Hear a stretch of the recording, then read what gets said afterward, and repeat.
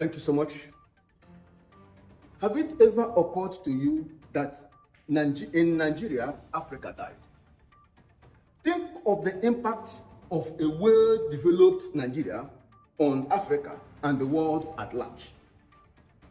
Nigeria must get it right in 2023 because anything to the contrary, there may be no Nigeria again. More than ever before, Nigeria urgently needs the intervention of God.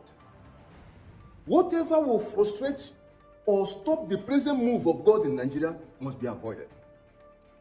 It must be pointed out that since God cannot go against his own word, those seeking for a new Nigeria must pay attention to the provision of the word of God as is contained in Proverbs chapter 24, verses 17 to 18.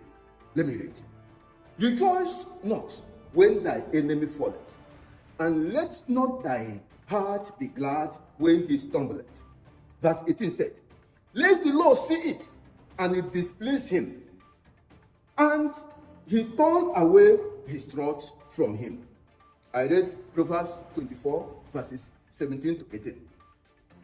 To achieve the activities of the obedient movement is creating tension and confusion in the camp of the evil forces holding Nigeria captive. The corruption union, those who believe in corruption, those who are using corruption to hold Nigeria captive, they are now in panic mode. They are thinking of how to close down some media houses. They are thinking of how to make the social media so expensive for the Nigerian youth. That's why they are increasing the cost of data by taxing the network providers. They are increasing the cost of airtime. The ruling party, APC, is unsettled. So many factors are creating disunity among them. So, the leading opposition party, the PDP, is sharply divided. Effort made by APC and PDP to blackmail Mr. P2B achieved nothing at all. In the light of the above, the obedient movement must take necessary precaution. As God continues to unsettle these politicians who are holding us in bondage, we should not rejoice or mock any of the principal actors. Whatever is happening between Wike, His Excellency the Governor of Rivers State, or the PDP chairman, or between their presidential candidates Atiku Abubakar, is none of our business. We must not make the mistake of rejoicing over the misfortune of any political party. We should not make the mistake of rejoicing over the misfortune of any politician. You see, God works in ways man may not understand. Let us carefully obey the above portion of the Bible, and the new Nigeria will become a reality. Remember what God said. Rejoice not when these people are fighting themselves. Rejoice not when there is one calamity or the other that befall any of them.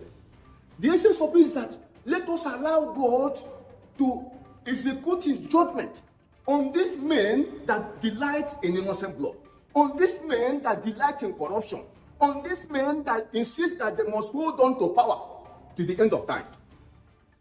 Let God, who is already working with us and working for us, let us allow him to punish these men to the full. Let us just not rejoice, because whatever pleases him, that's what he will do. If we disobey God, God will look at what the Bible says. Say, let the Lord see it, and it displease him, and he turn his wrath away from this people. We want God to help us achieve the new Nigeria of our dream. And he's already working for us.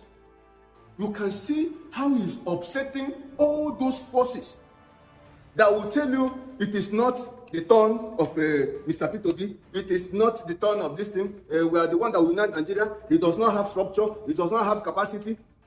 God is upsetting them. They are facing serious tension. They are thinking of what they will do, whether to disqualify P2B, whether to do, they are thinking of one thing or the other. but God will put them in more confusion.